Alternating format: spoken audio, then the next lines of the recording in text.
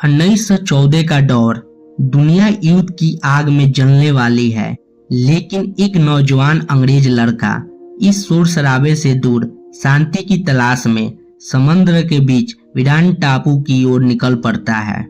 उसका नाम कभी बताया नहीं जाता, क्योंकि शायद इस जगह पर नामों की कोई अहमियत नहीं होती है। दक्षिण अटलांटिक महासागर के बीच मौजूद ये टापू, जहाँ ना कोई शहर है ना कोई इंसान, बस एक पुराना लाइट हाउस और चारों तरफ अनंत समंदर। इस लड़के को यहाँ 1 साल तक मौसम पर नजर रखने का काम सौंपा गया है। जब जहाज उसे छोड़कर वापस जाने लगता है, तब उसे एहसास होता है अब वह दुनिया से कट चुका है। लेकिन एक अजीब बात है, जिस आदमी की जगह वह आया है वह कहीं दिखाई नहीं देता। टापू पर बस एक ही इंसान है, लाइट हाउस का रखवाला ग्रूनर। ग्रूनर एक रूखा कठोर पत्थर जैसा इंसान। उसकी आंखों में थकान भी है और कोई गहरा राज भी। जब लड़का पिछले मौसम वैज्ञानिक के बारे में पूछता है, तो ग्रूनर ठंडे लहजे में कहता है वह मर चुका है, टाइफस से।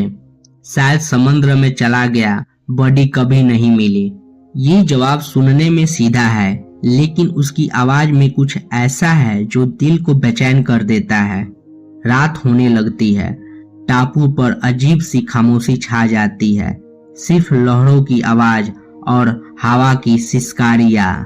लड़का अपनी झोपड़ी के आसपास घूमता है और समुद्र के किनारे उसे पत्थरों के गोल घेरे दिखाई देते हैं, जैसे कोई प्राचीन निशान या कोई चेतावनी।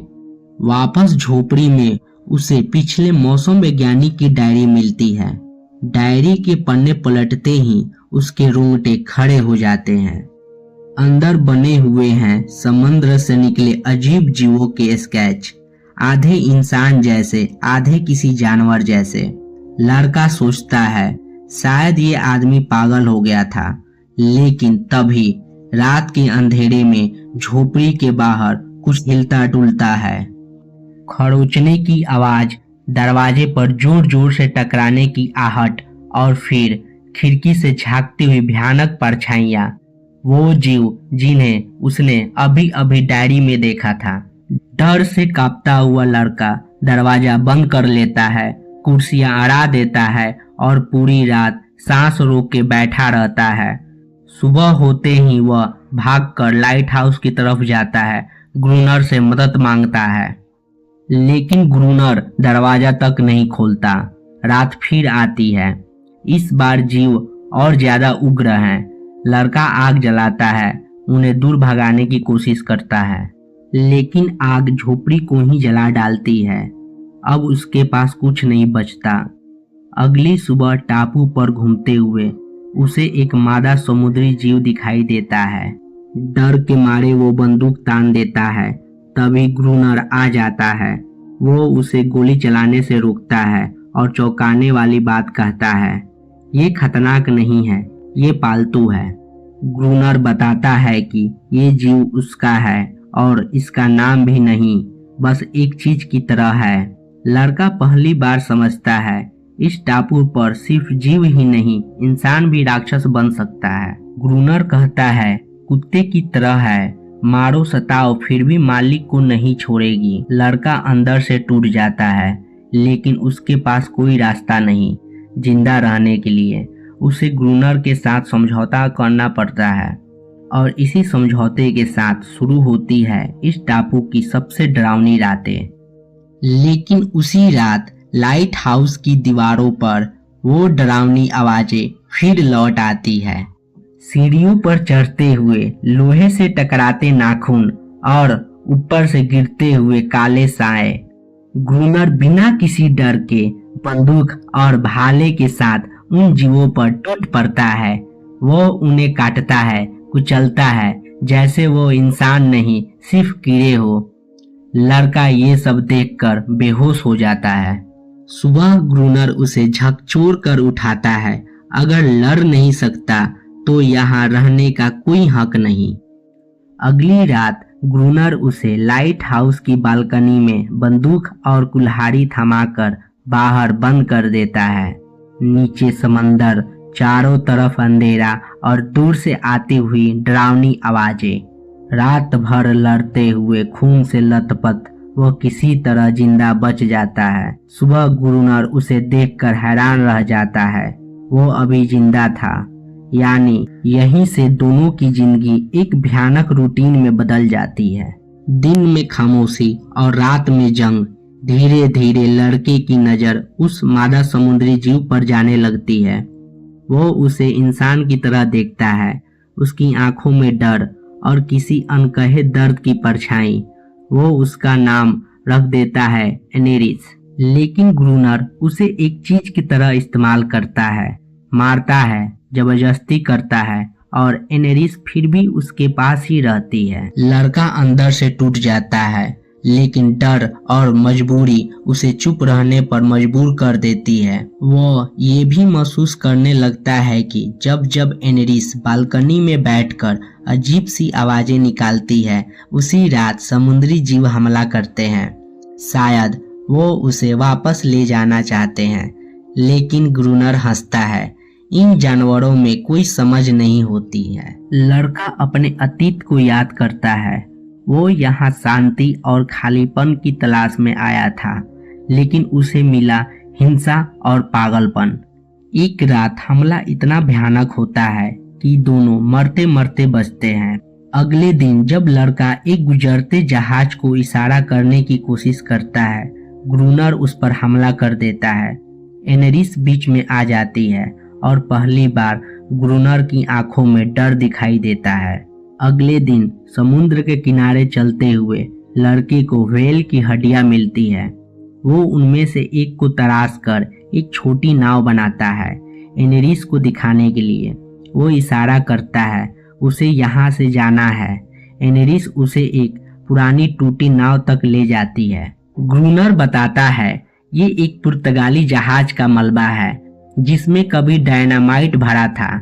लड़के की आंखों में एक नई उम्मीद चमक उठती है, लेकिन उसे क्या पता था ये उम्मीद उसे मौत के बिल्कुल करीब ले जाने वाली है। समुंदर आज कुछ ज्यादा ही शांत था, जैसे तूफान से पहले की खामोशी। लड़का उस टूटे जहाज के मलबे की तरफ देख रहा था और ग्रूनर आज पहली बार जाने को तैयार हो गया, शायद इसलिए क्योंकि उसने एनेरिस को लड़के के साथ पानी में हंसते हुए देख लिया था। दोनों छोटी नाव में बैठकर मलबे तक पहुंचते हैं। लड़का पुराना डाइविंग सूट पहनता है और समुद्र की गहराइयों में उतर जाता है। नीचे अंधेरा, खामोशी और मौत की गंध। वो डायनामाइट के बक्से ढूंढ लेता है, लेकिन ऊपर ग्रूनर कुछ और ही सोच रहा था। अचानक हवा की सप्लाई रुक जाती है। ग्रूनर पंप करना बंद कर देता है। समुद्र के नीचे लड़का समझ जाता है ग्रूनर उसे मारना चाहता है। दूसरी बार सांस टूटते हुए वो किसी तरह सूट से बाहर निकलता है और आखिरी ताकत लगाकर नाव तक पहुंच जाता है।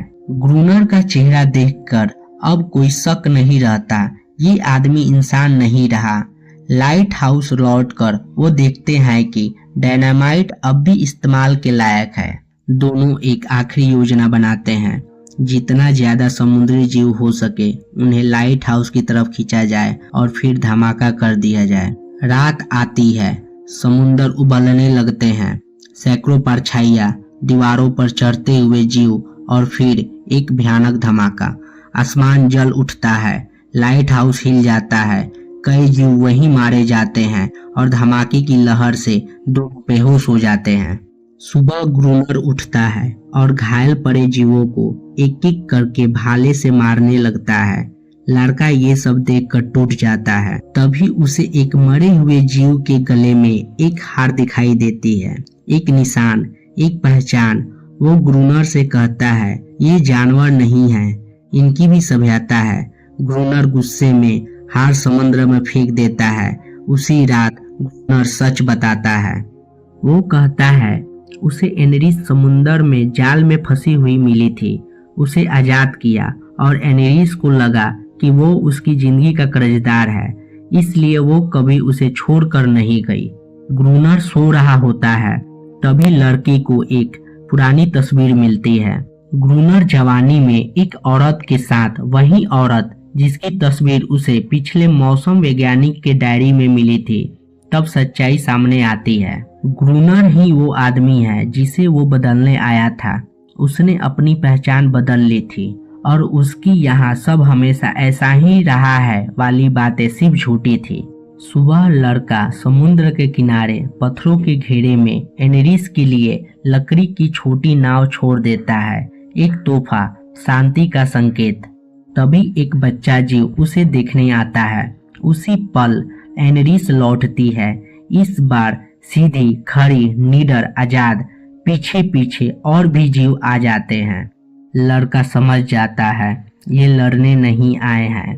वो ग्रूनर को रोकने की कोशिश करता है, लेकिन ग्रूनर चिल्लाता है, कोई भी ग्रूनर को छोड़कर नहीं जाता।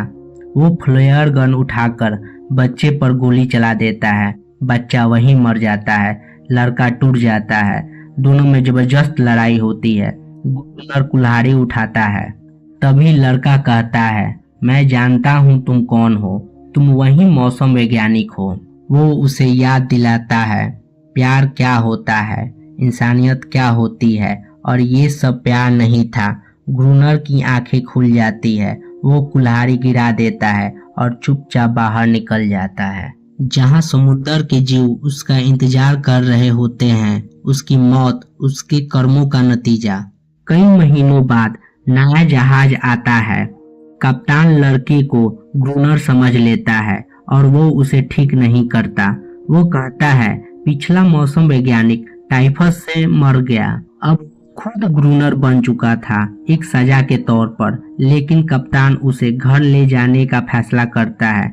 जहाज आगे बढ़ता है और एनेरिस समंदर में छलांग लगाकर हमेशा के लिए आजाद हो जाती है। लड़का उसे देखता रहता है और समझ जाता है असली सभ्यता हिंसा में नहीं, दया में होती है।